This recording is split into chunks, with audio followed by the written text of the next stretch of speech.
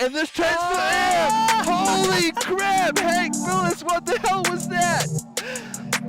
Backing it up with a 360. This is bananas. This is absolute madness from the young Kiwi. All right, Reggae Elliss here, and joining me here on Mountainwatch is Hank Bilous. Hank, firstly, congratulations on your second place here in Hakuba. Cheers, mate. Yeah, it was a pretty amazing run up here in the South Bowls at Hakuba. First event of the Freeride World Tour. You're the rookie, and man, you nailed it. You flew across that double transition. Yeah, I'm pretty glad it worked out. It was a pretty big gap, and the coming up short wouldn't have felt too great. You had a fairly creative line. I mean, you're renowned for your creativity on snow. I've read about you a lot and seen plenty of vision. Where'd that come from? Oh, well, I think everyone's kind of just expresses their own background, really. It kind of just does their thing, and my background comes from a lot of park skiing with my brother and just shredding around the hill and trying to make something out of not a lot in New Zealand, so we kind of look at it, gaps and side airs a bit differently, I guess. When you mentioned your brother Finn, of course, he's on the World Cup tour and he's starting the X Games and things like that. So you've gone one direction, big mountain, and he's following the slopestyle brigade. Yeah, Finn's killing it on the slope and big air scene at the moment.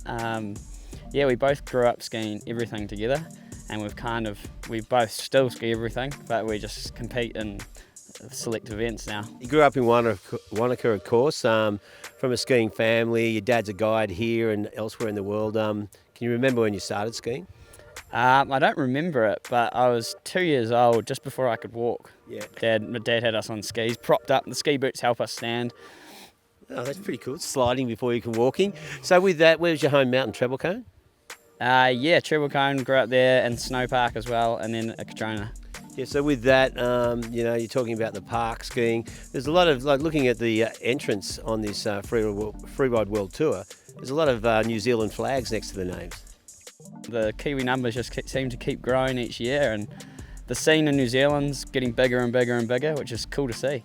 Well, you got guys like Fraser McDougall, Sam Smoothie, renowned big mountain skiers.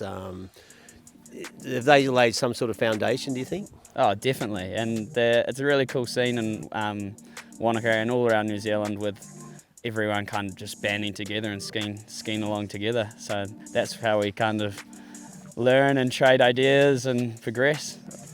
All right, now you qualified for the World Tour in 2018. You took last year off, just getting yourself together. How's it feeling? How are you feeling now? I'm feeling really good. Probably the happiest I've ever been in my life. It was quite a moment for me, standing in the start gate with the bumpy road to get there at the end of that, and I was pretty content standing in the start gate, and everything from there was just a bit of a bonus. We talked about your the line you skied on there. Of course, this is the first event of the whole tour.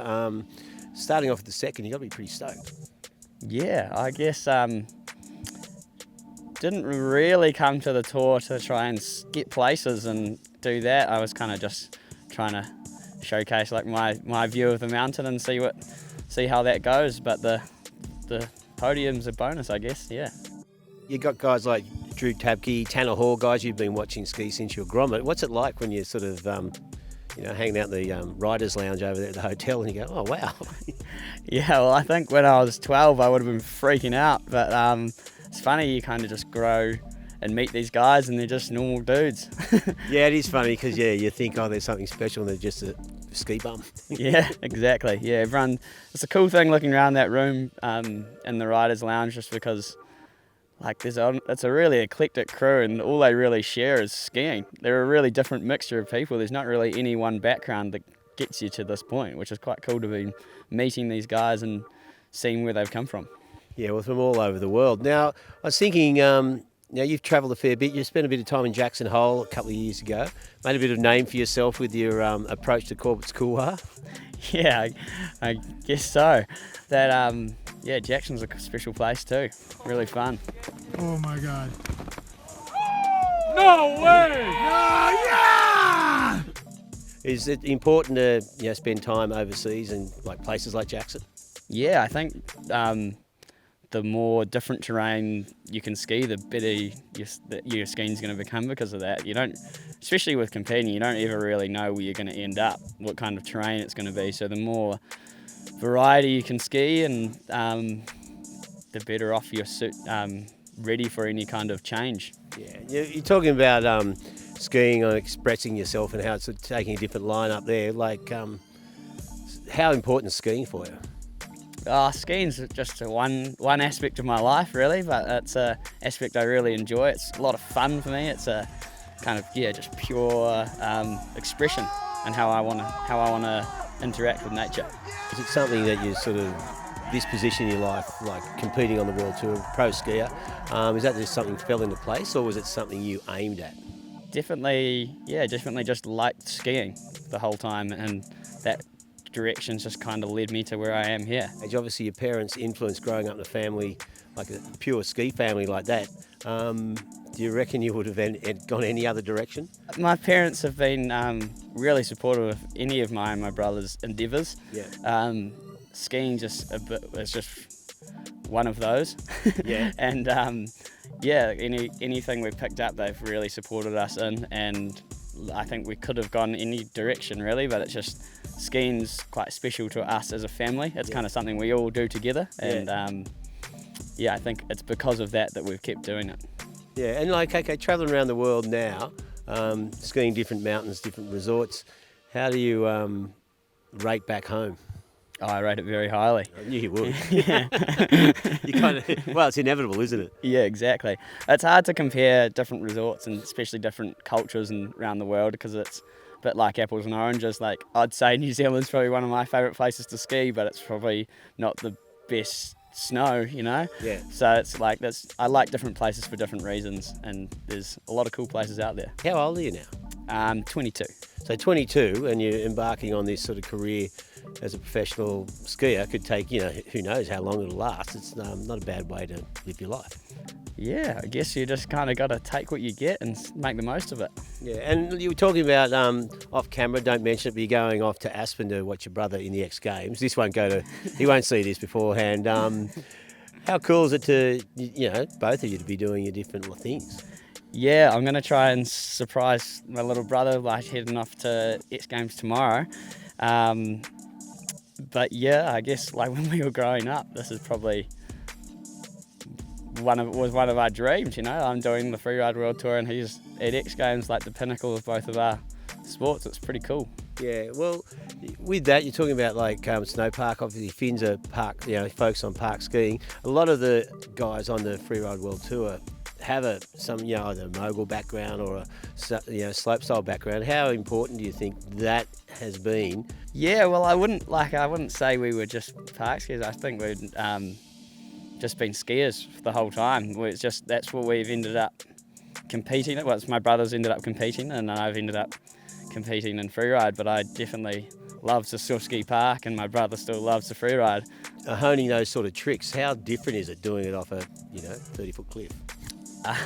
It's a lot nicer to do it in the park where someone's built the jump for that. And there's just so much variability when you're taking off a natural takeoff, especially when you haven't hit it before, like we're in a competition setting, like on the World Tour.